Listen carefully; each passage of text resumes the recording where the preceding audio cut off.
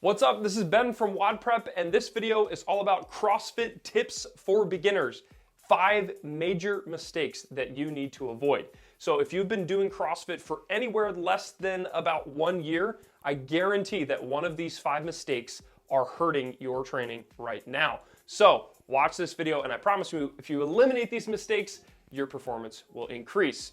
Next, I just want to say I am not affiliated with CrossFit HQ in any way, shape, or form. These opinions are WODprep's, and I have no association with CrossFit or CrossFit Inc. And before going any farther, if you are a beginner to CrossFit, make sure you go to WODprep.com. We have a ton of free training guides that will help take your performance to the next level. Depending on what skills you need help with, I promise you, we have a free guide that will help you out. So go to WODprep.com and download it, and let's get started.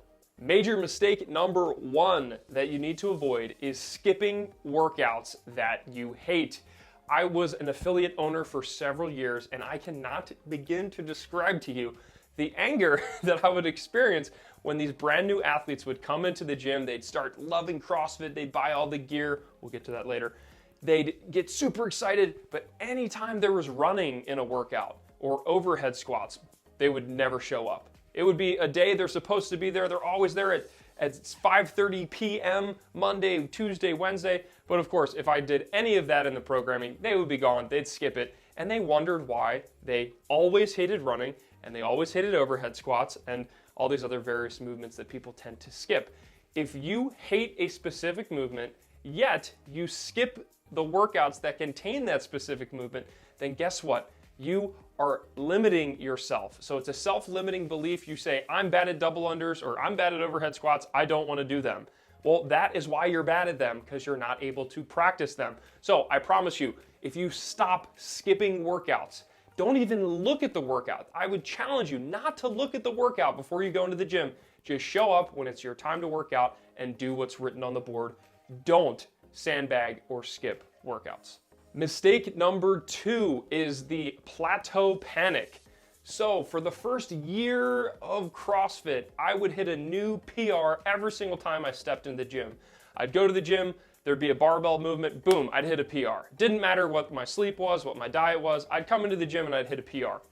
And then at about the 1 year mark, all of a sudden I stopped hitting PRs at every session. And I totally lost my mind. I was blaming my programming, I was blaming my coaches, I was blaming my gear, I was blaming my supplements, which it's definitely not supplements. I was blaming everything except for the fact that, oh, I shouldn't expect to PR every single time I head to the gym. So if you're experiencing a panic because you feel like you've plateaued, be real with yourself. You're probably just a lot more fit than when you started, and you have to be okay with going months between PRs. So if you reach Plateau Panic, take a deep breath, stay focused, stay dedicated, and don't panic. Sorry to interrupt this message, but I have a special announcement from my dog. Murphy would like to tell you that you need to hit the subscribe button down there. Thank you. Mistake number 3 that you need to avoid is becoming gear dependent. I've seen this so many times. I used to do this myself. Is when there was a squat programmed or a deadlift programmed, I would have to have my gear. So if I didn't have my belt, my knee sleeves, my Olympic lifting shoes, and whatever the heck else I needed, my wrist wraps, if I didn't have all of that gear perfect and on, I wouldn't be able to do the movement. Not so much that I wouldn't be able to do it physically, but more mentally, I was like, oh no, what's the point of back squatting if I don't feel like I'm supporting myself and my knees might feel a little weird, or maybe my range of motion isn't as good because I'm not wearing my Olympic lifting shoes. Screw all of that. Throw all of that out the window. Don't become gear dependent. You should be able to walk into the gym and hit any workout without any gear on whatsoever. That's my challenge to you. So if you find yourself becoming gear dependent and you're influenced by what you get to wear that day, please throw the gear away, or at least put it in a place where you can't find it, and just bring your shoes to the gym and see if you can hit the workout. The only exception to this gear phenomena that I'm talking about is mistake number 4, not buying your own jump rope.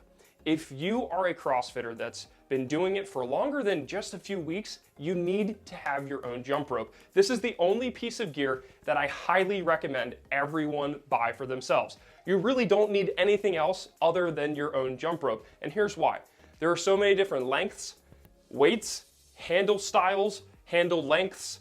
There's a million different combinations of jump ropes. You can have uncoated cables, you can have coated cables, you can have heavy cables, you can have speed cables, you can have beaded cables. There's a million different kinds of jump ropes out there. You need to find one that works for you and stick with it. It really infuriated me as an affiliate owner when I'd have people come into the gym. They went from being able to do double unders the class before, they'd come into the gym, grab a rope from the wall, and all of a sudden they couldn't do double unders anymore and they would freak out. Well, chances are they grabbed a different rope, the length changed, the weight of their cable changed, something changed, and it wasn't their technique, it was the actual rope. So if you're a beginner, I would really challenge you. This is the one piece of gear other than maybe just a good high quality shoe that you need. A couple quick suggestions. I really like the WOD Nation jump rope. It's super cheap. It's a great beginner rope. It's the one that I started with. I love it. So I'll have a link to this below. I'm not sponsored by WOD Nation. I know the owner. He's a freaking cool dude. And they make great jump ropes, and they're, again, really cheap, and you can buy them from Amazon. Next, I actually have a specially designed WODprep jump rope that is much, much more expensive, but it's specifically designed to go with our Double Unders Unleashed training program. So we actually have an 8-week training course that teaches you step-by-step how to learn and develop double unders, and we created this jump rope kit that has a speed rope, this awesome handle that interchanges with heavier ropes. You can see I just changed out the rope. It interchanges with heavier ropes so that you can learn double unders quicker to go along with the programming. So the moral of the story here is not to buy one of the ropes I'm telling you to buy. It's to just buy your own jump rope. Don't be the person that comes into the gym, grabs a rope off the shelf, and can't figure out why your double unders are inconsistent. This is the one tool, along with a good pair of shoes, that I think every CrossFitter should have. And mistake number 5. This is the final mistake. That is leaderboarding. So if you are constantly consumed with what other people are posting, what other people are getting on the workouts, what other PRs people are hitting and posting to Instagram, please, please, please stop worrying about it. As a CrossFitter, you need to control what you can control. You can't control what other people do. The only thing you can control is yourself. So my challenge to you is, instead of focusing on what other people are doing, I really want you to start focusing on yourself. If maybe you're hitting those plateaus and starting to panic a little bit, remember to avoid the panic.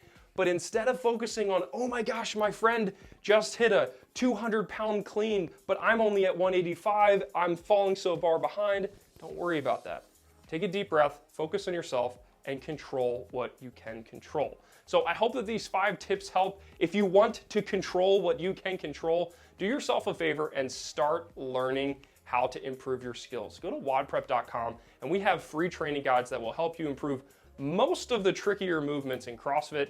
And remember, click thumbs up if you like this video, thumbs down if you didn't. Do me a favor and leave a comment below and let me know which one of these 5 mistakes do you think you've made in your first year of CrossFit? And then also let me know, how many years have you been doing CrossFit? Maybe everyone watching this has been doing it for 7 years, and this is the worst video I've ever made, but thanks so much for watching. Click the subscribe button if you haven't already, and I will talk to you next week. Peace.